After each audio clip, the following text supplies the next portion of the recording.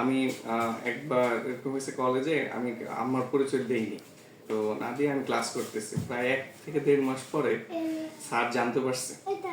Sir জানার পর আমাকে বললো যে এদিকে আসো তো, তুমি তোমার ব্যাপারে একটা জিনিস জানতে পারছি, এটা কি সত্যি কিনা। আমি বলি স্যার কি জানতে পারছে। বলে এরকম অবস্থা, তোমার আম্মা এত বড় সেলিব্রিটি রিনা খান, তুমি আমার কেন বলো নাই? তুমি কি লজ্জা পাও নাকি? তুমি কি ভাবতেছে কেন বলো নাই? পরে এটার আসলে ইম্প্যাক্ট থাকে। আর অনেক বন্ধুরাই ছিল, তো দেখা যেত যে বন্ধুর আত্মীয় স্বজনরা সবাই দেখা করতে আসতে চাইতো, আসতো। আর খেলাধুলার মাঝখানেও এরকম হয়নি যে না কোনো ঝগড়াঝাটি কোনো কিছু এরকম হয়নি, কিন্তু সম্পর্কটা ভালোই ছিল মোটামুটি। আমাদের লাভ ম্যারেজ বলা যায়। প্রথম যখন আমি বলছি আমার মা রিনা খান, ও মানে 1 মাস কথা বলে নাই আমার সাথে। প্রথমে তো ওর সাথে পরিচয় হওয়ার পর 1 সপ্তাহ আমাকে বলে নাই যে ওর আম্মু যে রিনা খান বা এরকম কোনো কিছু, আমি জানতামই না।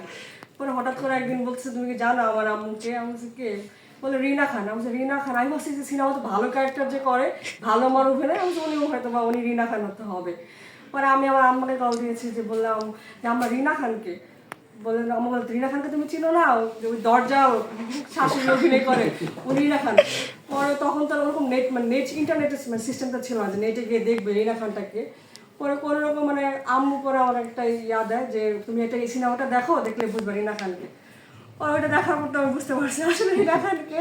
ওরপর ওর সাথে আমি আর যোগাযোগ করি নাই 1 মাসের মতন।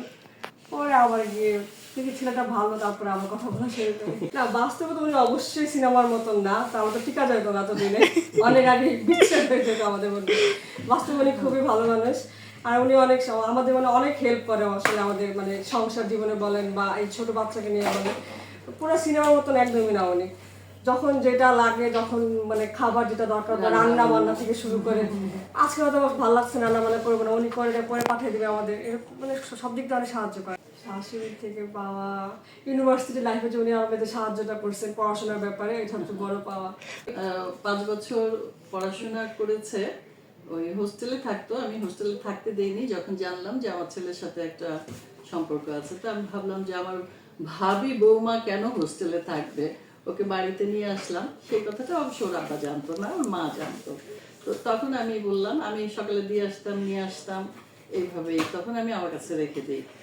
এইভাবেই ওদের 9 বছর। আসলে 5 বছর আমার ছেলেও বাইরে পড়াশোনা করছিল, ও করছিল। যখন দুজনে পড়াশোনা শেষ হয়ে যায়, তারপরে আমরা আবার ওদের বিয়ে দিয়ে দিই।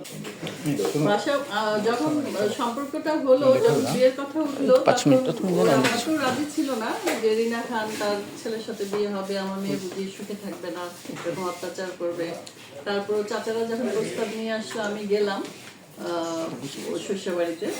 তারপরে যে ওকে খুলে নিয়ে আসলাম, মানে হলদি করে, গায়ে হলুদ দিয়ে, অল্পের মধ্যেই সেটা, কেন আমার ছেলে তখন বিদেশ ছিল, তখন এই টেলিফোনের মাধ্যমে বিয়ে করে তখন আমরা নিয়ে আসি।